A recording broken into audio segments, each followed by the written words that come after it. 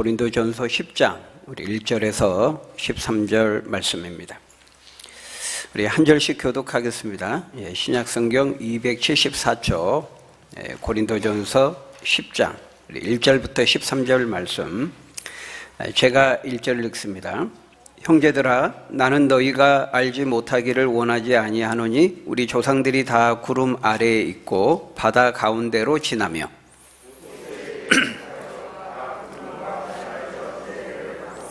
다 같은 신령한 음식을 먹으며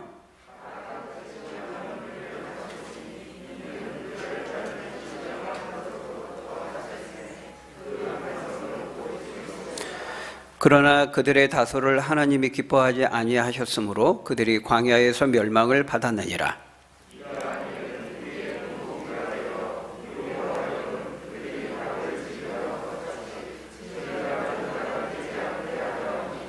그들 가운데 어떤 사람들과 같이 너희는 우상 숭배하는 자가 되지 말라. 기록된 바 백성이 앉아서 먹고 마시며 일어나서 뛰논다 함과 같으니라.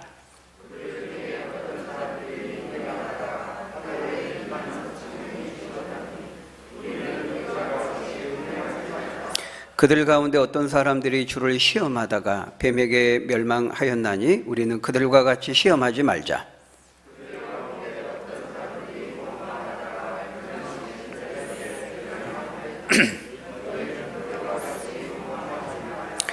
그들에게 일어난 이런 일은 본보기가 되고 또한 말세를 만난 우리를 깨우치기 위하여 기록되었느니라.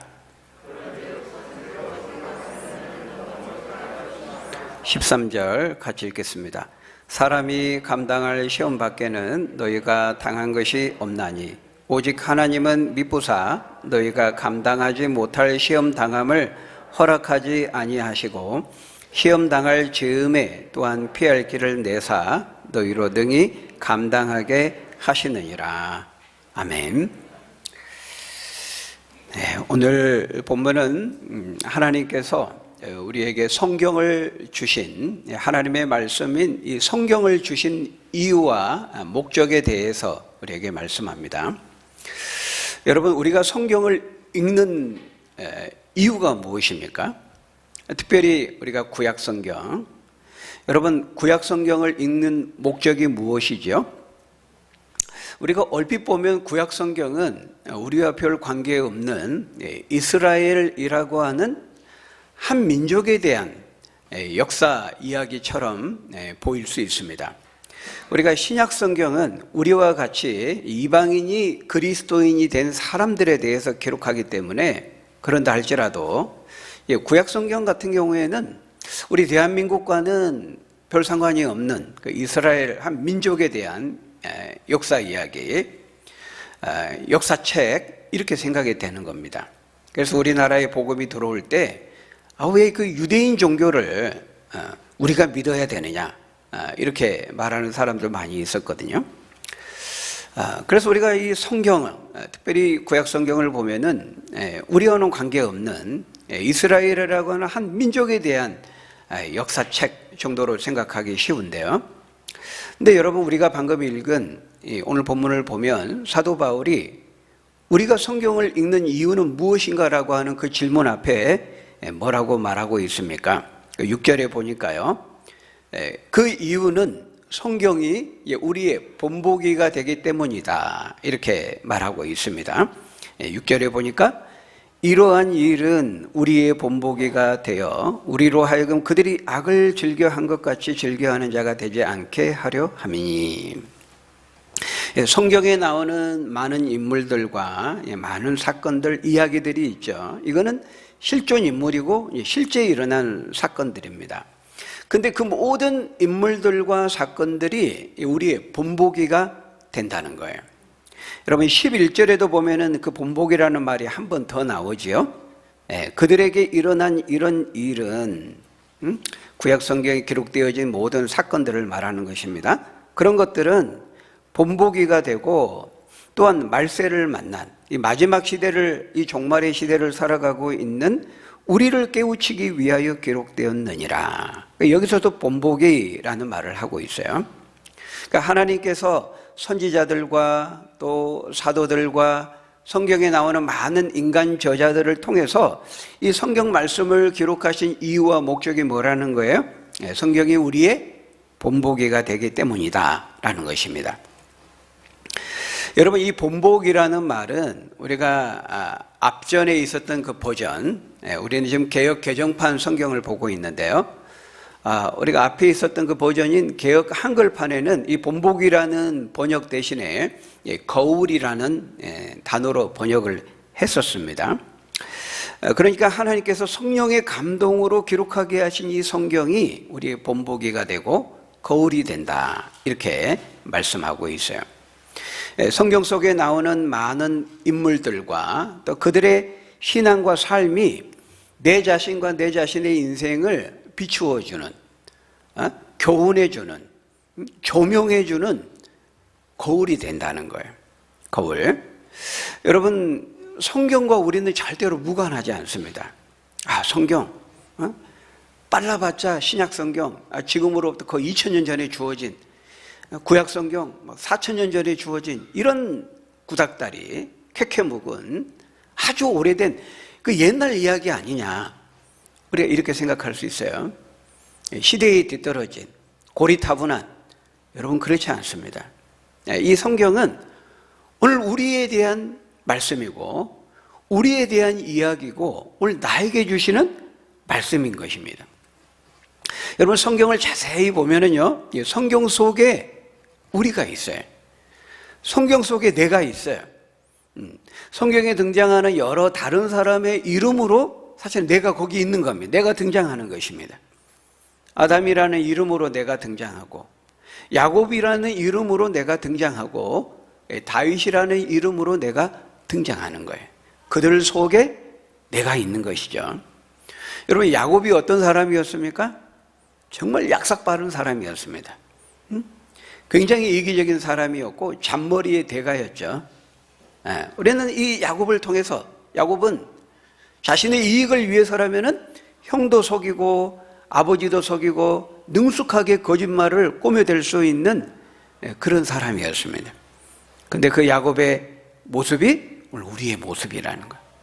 야곱의 모습 속에 우리의 모습이 들어가 있는 거죠. 또한 위대한 믿음을 가졌으면서도 그 성적인 정욕을 참지 못해서 간음을 범한 그 다윗의 모습 속에 사실은 우리의 모습이 그 속에 있는 거예요. 여자를 보고 음욕을 품는 자마다 이미 간음하였다, 주님은 말씀했는데, 그 다윗의 모습을 보면서 욕망을 가지고 있는 우리 인간의 모습, 우리 자신의 모습을 보게 되는 것이죠. 이와 같이 성경 속에 있는 그 인물들은 바로 우리 자신의 모습을 그대로 보여주고 비추어지는 바로 거울이 된다라는 것입니다. 여러분, 우리가 아침마다 거울을 보지 않습니까? 오늘도 여러분 나오면서 다 거울 보셨죠? 엘리베이터 타시면서 또 거울 보셨죠? 우리는 거울을 보면서 어떻습니까? 우리 얼굴에 뭐가 티나 흠이나 묻었는지, 우리 옷 매무새는 단정한지 이런 거 살피잖아요. 근데 여러분, 거울이 한번 없다고 생각해 보세요. 굉장히 삶이 힘들 거예요. 이발 사이에 막 그 고춧가루가 끼어 있는데도 모르고, 막 씩 웃고, 막 김가루가 묻었는데도 모르고, 그 때문에 막 가서 회사 면접 시험을 보고 막 선을 본다고 하면은 얼마나 곤란하겠습니까? 제가 여기서 여러분 회개하십시오 그랬는데 이빨 사이에 막 고춧가루가 묻어 있고 김가루가 껴 있으면 회개하기가 상당히 어려울 거예요. 그렇죠. 거울이 없으면 흠과 티가 있어도 알지 못하고 담대할 수 있다는 겁니다. 마찬가지로 우리는 신구약 성경이라고 하는 이 영적인 거울을 통해서 우리 자신의 영적인 상태를 점검하고 내 인생을 살펴볼 수가 있다는 거예요. 우리는 성경을 통해서 내 자신이 과거 어떤 사람이었는지를 보게 되고, 현재 내가 지금 어떤 상태에 있는지를 알게 되고, 또 그것을 근거로 내 자신의 인생의 미래가 어떻게 될지, 미래의 운명을 성경을 통해서 알 수 있게 되는 것입니다. 사도 바울은 바로 이 사실을 고린도 교회 성도들이 알게 되기를 원했어요. 그래서 1절에 보면은 형제들아, 나는 너희가 알지 못하기를 원하지 아니하노니 그렇게 말합니다. 고린도 교회 여러분들이 꼭 알아야 될 것이 있다는 거예요.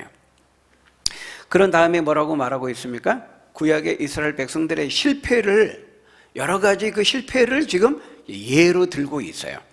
1절에서 쭉 보시면은 우리 조상들이 다 구름 아래에 있고 바다 가운데로 지나며 모세에게 속하여 다 구름과 바다에서 세례를 받고 다 같은 신령한 음식을 먹으며 다 같은 신령한 음료를 마셨으니 이는 그들을 따르는 신령한 반석으로부터 마셨음에 그 반석은 곧 그리스도시라.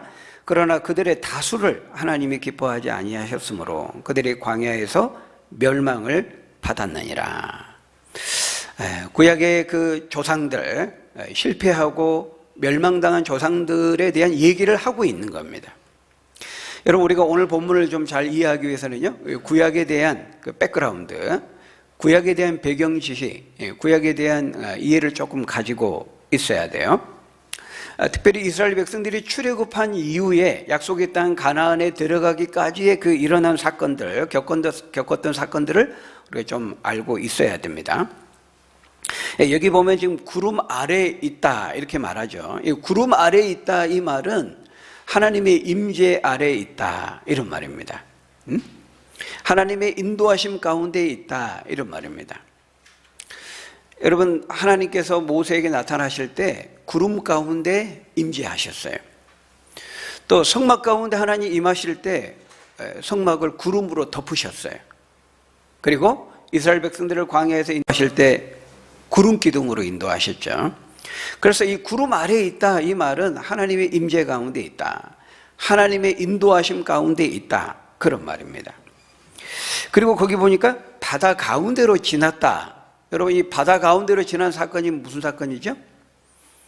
홍해 사건이죠. 홍해 사건. 홍해를 건넌 사건을 말하고, 신령한 음식을 먹었다. 뭘 먹었다는 거예요? 만나를 먹은 것을 말하는 겁니다.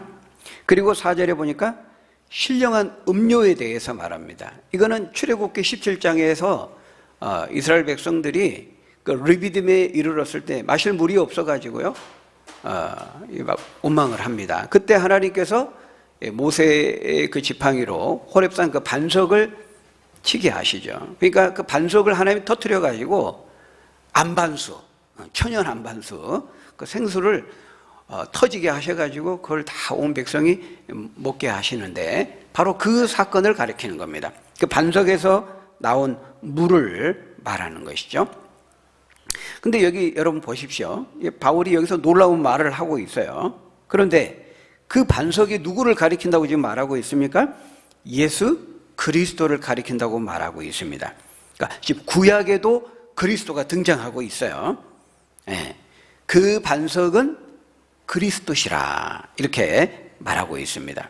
그러니까 예수 그리스도야말로 반석이 되시고, 그 반석에서 나온 그 물이 사람을 살리는 생명수가 된다는 거예요. 예수님의 반석이시고 예수님을 통해서 얻게 되는 그 은혜야말로 영원히 목마르지 않고 영원히 살 수 있는 생명수가 된다는 것을 말하고 있는 거예요. 그러니까 결국 여러분, 구약에 있는 이스라엘 백성들이 생명을 얻고 구원을 얻는 방법도 뭐라는 거예요?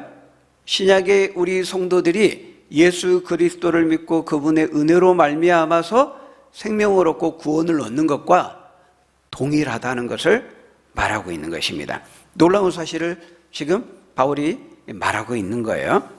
광야에서 이스라엘 백성들이 꼼짝없이 굶어 죽게 되고 물이 없어서 목말라 죽을 수밖에 없게 되었을 때, 하나님은 하늘에서 신령한 음식 만나를 내려서 먹게 하셨고 반석을 터뜨려서 생명수를 마시게 하셨어요.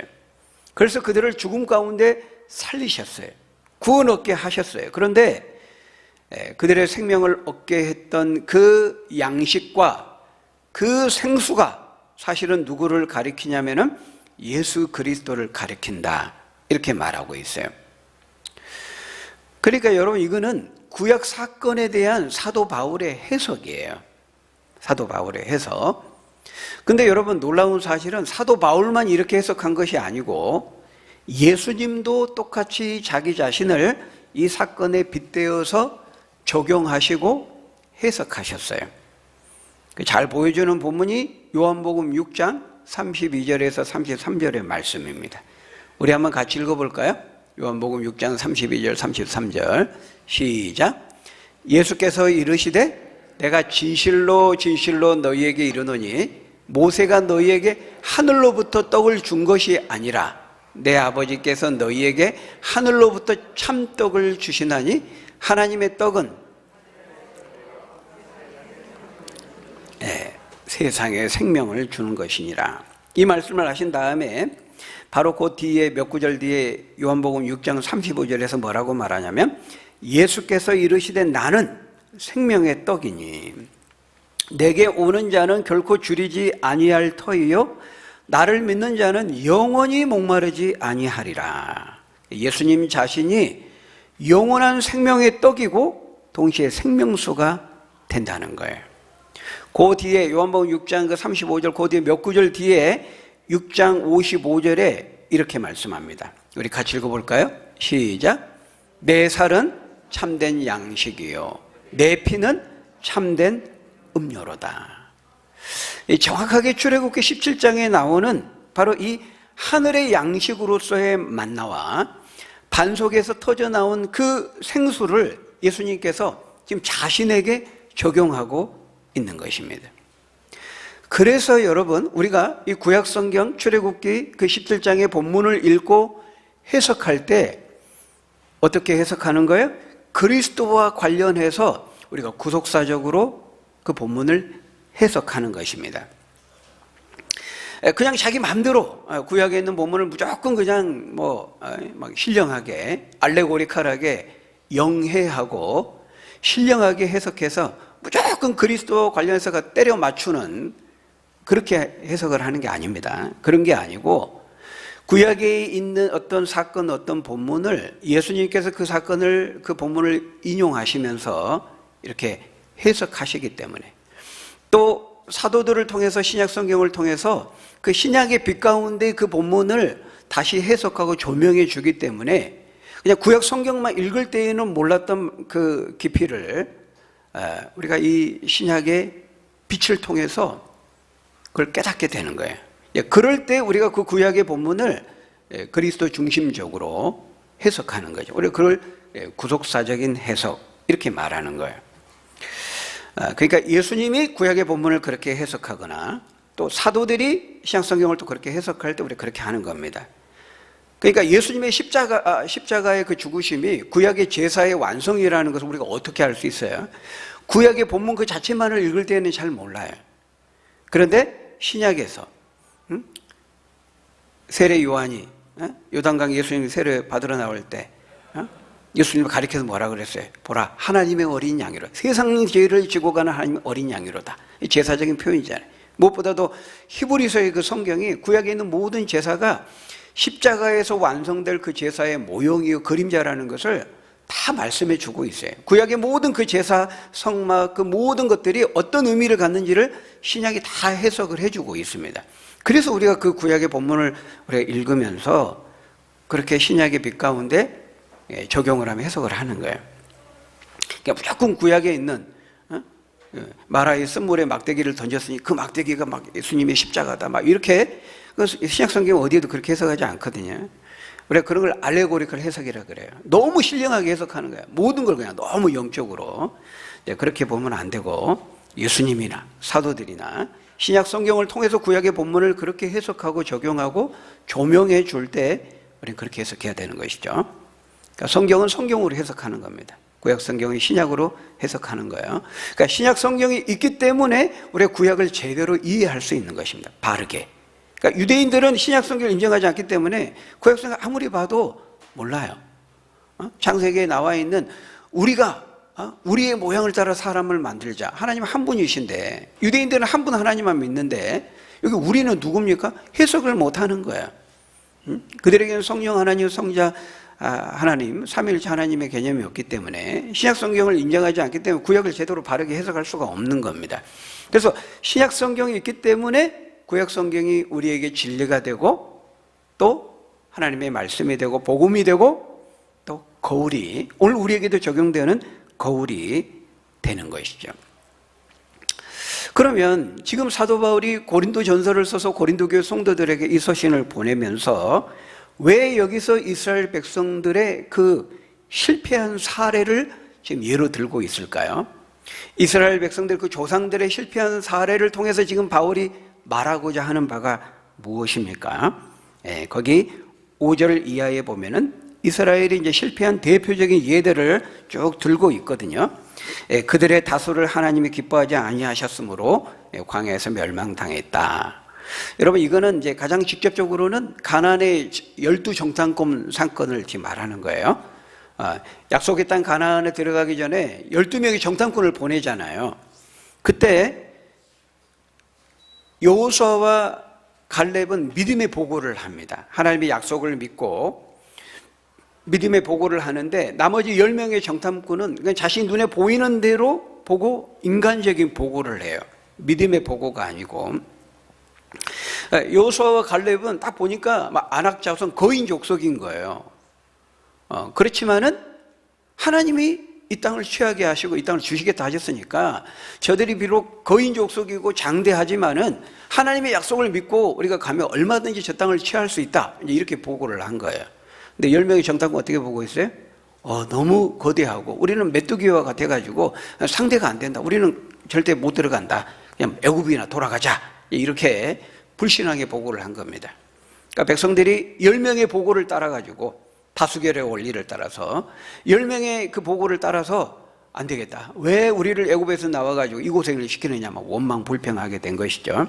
그러니까 하나님께서 그때 여호수아와 갈렙을 제외한 모든 어른들 20세 이상의 모든 사람들은 약속의 땅에 못 들어간다. 너희 말대로 내가 못 들어간다 해서 너희는 못 들어간다. 20세 이하의 어린 백성들만 들어가게 하신 거예요. 제외된 사람이 여호수아와 갈렙이죠. 바로 이 5절 말씀은 그 사건을 말하고 있는데요.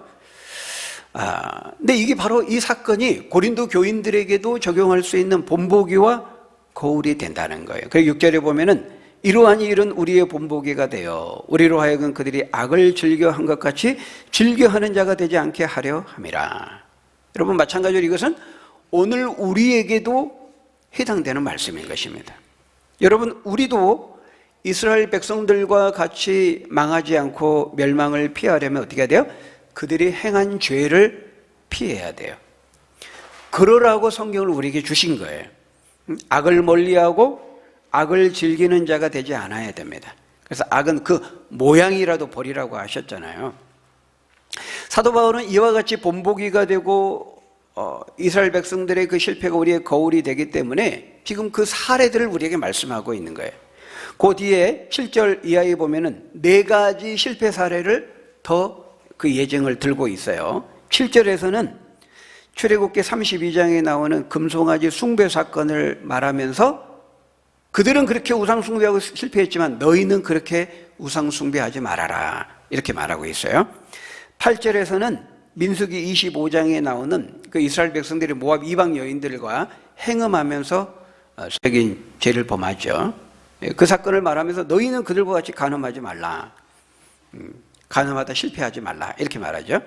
9절에서는 민수기 21장에 나오는 그 원망 불평하다가 불뱀에 물린 사건, 그 불뱀 사건을 말하면서 주를 시험하지 말 것과 원망하지 말 것을 말씀하고 있어요.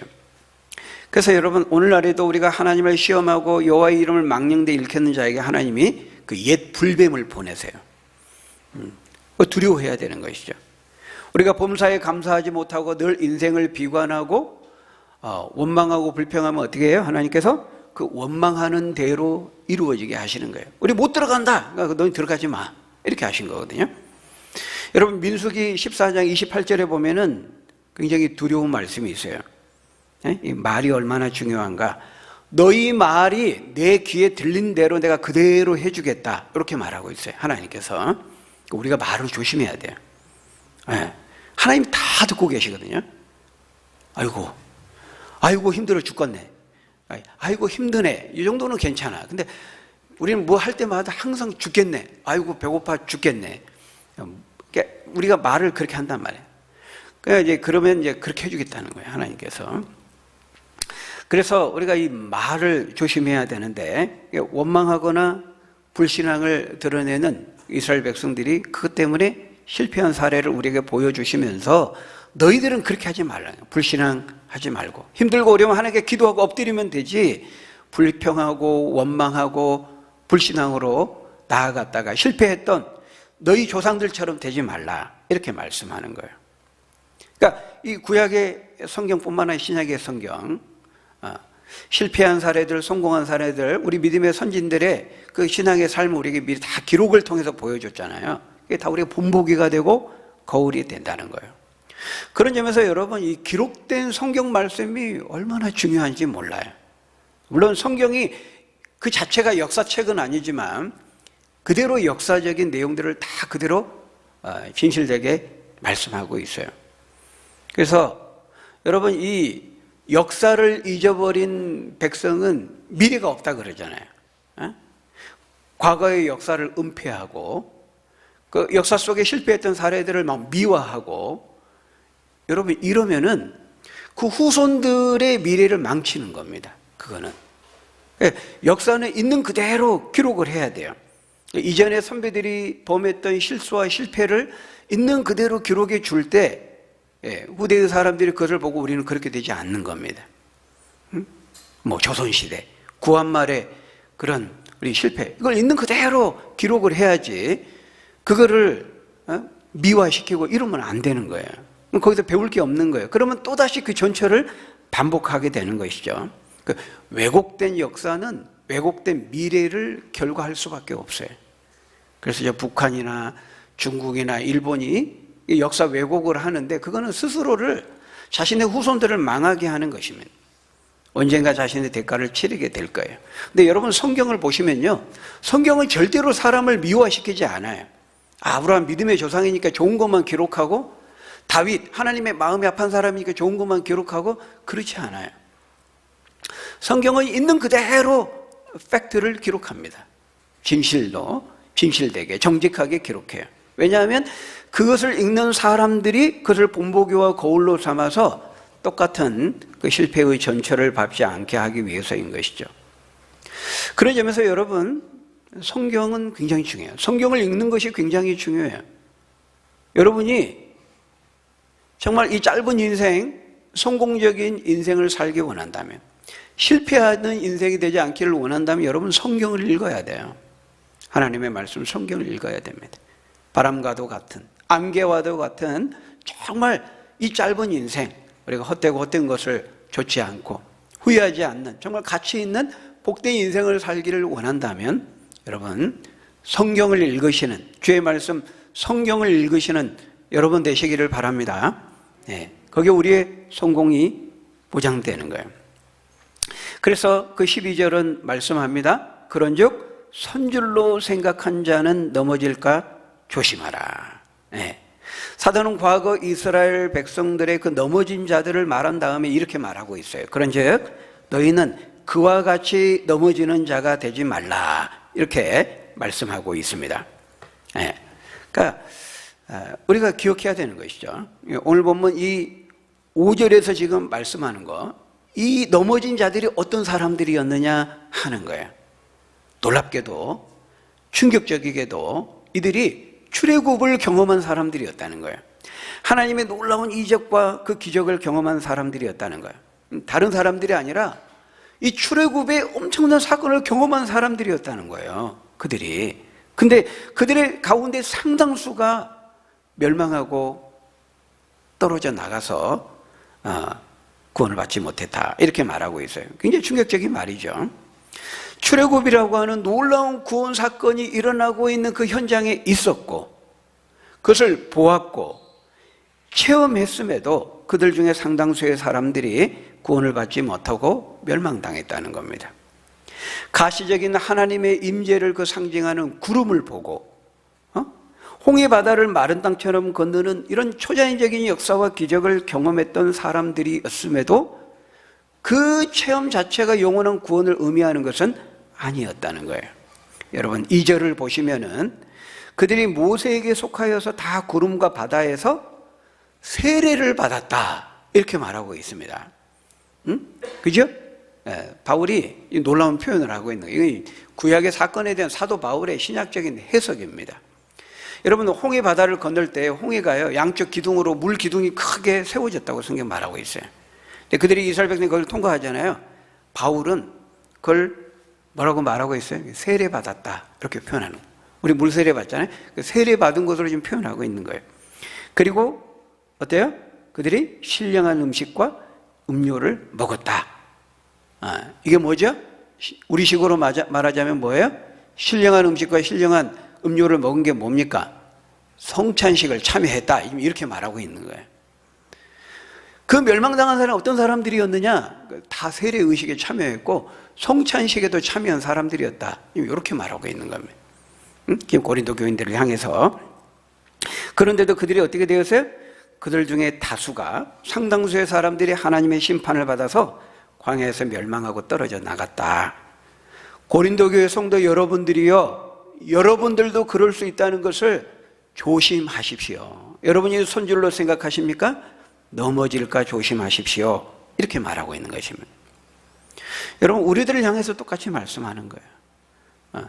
여러분, 세례라고 하는 의식이 사람을 구원에 이르게 하는 게 아니라는 거예요. 내가 성찬식 그 현장에 있었고, 내가 그 예배 드리는 그 자리에 참석해 있었고, 내가 봤고, 성찬식에 참여했다 할지라도 그 의식이, 종교적인 어떤 의식이 우리를 구원에 이르게 하는 것이 아니라는 것입니다. 여러분, 손줄로 생각하십니까? 넘어질까 조심하십시오, 이렇게 말하고 있는 거예요. 결국 여러분, 누가 구원을 얻을 수 있다는 거예요? 그럼 많은 일어난 출애굽이라는 종교적인 놀라운 어떤 현장에 참여했다고 되는 것이 아니고요, 진실로 주님을 믿어야 된다는 거예요. 여호수아와 갈렙이 믿을 수 없는 상황과 환경 속에서 주님을 믿었던 것처럼, 그 놀라운 하나님의 이적과 기적의 그 무수한 그런 체험들, 우리 같으면은 그 중에 딱 한 가지만 체험해도 내가 하나님 제대로 믿을 것 같아. 근데 이스라엘 백성들 그 엄청난 놀라운 출애굽의 10가지 그 하나님의 이적들, 홍해가 갈라지고 만나를 먹고 메추라기를 먹고 반석이 맡은 물을 먹고, 이 엄청난 이길 수 없는 전쟁에서 이기게 하시고 불기둥 구름기둥을 보고 이런 걸 다 체험했는데도 마음으로 진실을 믿지 않는 자는 떨어져 나갔다는 거예요. 그러니까 우리가 영적으로 교만하면 안 됩니다. 그래서 우리가 진정으로 주님을 믿으면 그 믿음으로 구원을 얻습니다. 그렇다고 해서 구원의 막 기준치가 커트라인이 엄청 높아버린 건 아니에요. 똑같아요. 진실로 믿으면 구원을 얻는데, 그 진실로 믿는 믿음은 삶의 환경 속에서 우리의 행동을 통해서, 순종을 통해서 증거되고 나타나야 되는 것이죠. 그러니까 진실로 믿으면, 마음으로 진실로 믿으면 여호수아와 갈렙처럼 믿을 수 없는 상황에서도 하나님 의지하고 순종하게 된다는 것입니다. 그래서 우리가 어떤 신앙의 연수, 경력, 뭐 아까 말한 세례라는 어떤 의식, 또 우리 뭐 기독교 가문, 뭐 이런저런 것들을 의지할 수 있는데, 그런 것으로는 안 되고 우리가 거듭나야 됩니다. 우리의 마음과 중심이 진정으로 주님을 믿어야 되는 것이죠. 그래서 우리가 영적으로 교만하지 않도록 하나님의 말씀이라고 하는 거울을 통해서 우리 자신을 진지하게 살피고 점검하라고 지금 말하고 있는 거예요. 영적인 안일함, 교만, 가장 무서운 거잖아요. 교만은 패망의 선봉이요, 거만한 마음은 넘어짐의 앞잡이니라, 이렇게 말씀합니다. 여러분, 과연 정말 순종하게 하는 참 믿음이 내 안에 있는지 오늘 말씀을 통해서 점검하고 살피시는 여러분 되시기를 바랍니다. 네, 마지막으로 사도행 13절에서 위로의 말씀을 덧붙이고 있어요. 12절까지는 지금 계속 경고하고 경계하는 말씀이었다면 13절에서는 이제 위로의 말씀을 덧붙이고 있습니다. 우리 13절 읽고 마치겠습니다. 13절 같이 읽습니다. 시작. 사람이 감당할 시험 밖에는 너희가 당한 것이 없나니 오직 하나님은 미쁘사 너희가 감당하지 못할 시험 당함을 허락하지 아니하시고 시험 당할 즈음에 또한 피할 길을 내사 너희로 능히 감당하게 하시느니라. 그러니까 어떤 시험이든지 이 하나님에 대한 진실한 믿음이 있는 사람은 그 시험에 넘어지지 않는다는 거예요. 그리고 넘어지지 않도록 하나님께서 지켜주시고 함께 하시겠다고 말씀하고 있어요. 그러니까 지금까지는 하나님의 진노와 심판, 이걸 말씀하셨다면 이제 하나님의 함께 하심과 사랑에 대해서 말씀하고 있어요. 우리가 하나님 앞에서 우리의 태도가 영적으로 교만해서도 안 되지만은 또 영적으로 두려움 가운데 또 있어서도 안 되는 것이죠. 여러분, 여러분에게 어떤 주어진 시험이 있습니까? 인생에 어떤 시련, 어려움, 고난이 있습니까? 네?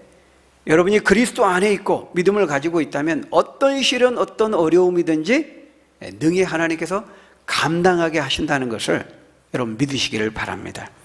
하나님께서 감당하게 하신다는, 내 힘과 내 의지가 아니고 내 능력이 아니고 미쁘신 하나님께서 시험 당할 즈음에 피할 길을 내신다는 거예요. 하나님께서. 여기 미쁘사라는 말은 믿음직스럽다 이런 말입니다.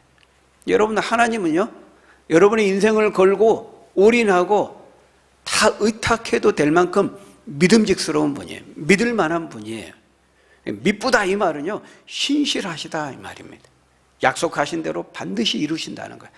변치 않으신다는 거예요. 하나님은 회전하는 그림자도 없다고 말하고 있어요. 우리 하나님은 아브라함의 하나님이고 또 이삭의 하나님이고 야곱의 하나님이죠. 성경이 이게 계속해서 반복되는 관용어적인 표현이잖아요. 이게 무슨 말이죠? 아브라함의 하나님, 이삭의 하나님, 야곱의 하나님. 이게 무슨 말이죠? 아브라함은 살다 죽고 떠나가고 이삭은 살다 죽고 떠나가지만은 하나님은 아브라함의 그 하나님이신 그분이 이삭의 하나님이고 야곱의 하나님이고 다윗의 하나님이고 오늘 저와 여러분들의 하나님이시라는 거예요. 미쁘신 분이라는 거예요. 변치 않으신 분이라는 거예요. 우리는 가고 세대는 변해도 하나님은 변하지 않는 분이라는 거예요. 그 하나님께 약속하고 계세요. 내가 진실로 나를 믿고 의지하면 넌 절대 실패하지 않을 것이다.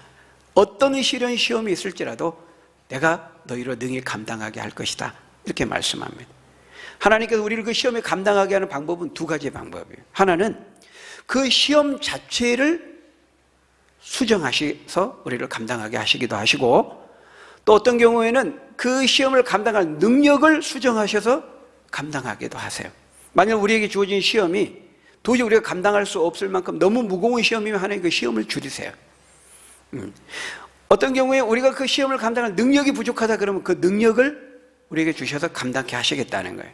하나님은 어디까지가 우리가 견디고 버틸 수 있는, 감당할 수 있는 그 수준인지 우리의 한계와 능력을 하나님이 정확히 아세요. 그래서 시험 당할 때까지, 시험 당할 것 같은 그 수준까지 우리를 끌어올리세요. 근데 시험 당하지 않게 하신다는 거예요. 시험 당할 즈음에 피할 길을 내신다는 거예요. 여러분, 그 유능한 감독들, 코치들은요, 선수들의 그 능력을 끌어올리기 위해서, 최대치로 끌어올리기 위해서요, 거의 죽을 듯이 훈련을 시키죠. 근데 죽지는 않게 해요. 더 강하게 만들어요. 그 수준까지 훈련을 시키는 거예요. 우리가 여러분 운동할 때도요, 그냥 슬렁슬렁 운동하면 운동이 안 된다 그러잖아요. 그 호흡을 터트린다 이런 말 합니다. 운동선수들이. 거의 숨이 넘어갈 것 같아. 숨을 못 쉬어 죽을 것 같아. 근데 그 수준까지 올라갔다가 딱 떨어뜨리면요, 그 다음에 할 때는 거기까지는 자연스럽게 올라가요. 예. 그걸 말하는 거예요. 하나님이 시험 당할 쯤에 피할 길을 내신다는 것은 우리의 한계와 그 능력을 아시는 하나님께서 우리를 계속 연단시키고 훈련시키셔서 강하게 하신다는 거예요. 그러니까 절대 시험에 지지 않게 하신다는 거예요. 그 시험의 수준 자체를 낮추시든지 우리의 능력을 보강하시든지 어떤 상황이든지 하나님 안에서 우리가 받는 시험은 반드시 감당하게 하시겠다 말씀합니다. 바라기는 저와 여러분들이 우리 사도의 권면을 좇아서 하나님의 말씀을 거울 삼아서 늘 우리 자신을 살피고 어떤 시험이든지 미쁘신 하나님 의지해서 이기고 승리할 수 있는 저와 여러분들이 다 되시기를 예수님의 이름으로 간절히 축원합니다. 기도하겠습니다. 아버지 하나님, 말세를 살아가는 우리에게 수많은 시험과 유혹과 미혹들이 늘 끊이지 않습니다. 그 많은 시험과 미혹 가운데 믿음의 우리 선진들, 조상들 그 실패를 성경을 통해서 우리에게 기록해 주셨는데 그것을 거울 삼아서 하나님 우리에게 적용하고 그래서 우리는 실패하지 않게 하시고 짧은 인생 후회하지 않는 그런 복된 인생 살아가고 이기고 승리하고 성공할 수 있는 우리 믿음의 사람들 다 될 수 있도록 하나님 말씀을 인생의 등불 삼아 이기고 승리하는 우리 모두가 될 수 있도록 축복해 주옵소서. 예수님 이름으로 기도합나이다. 아멘.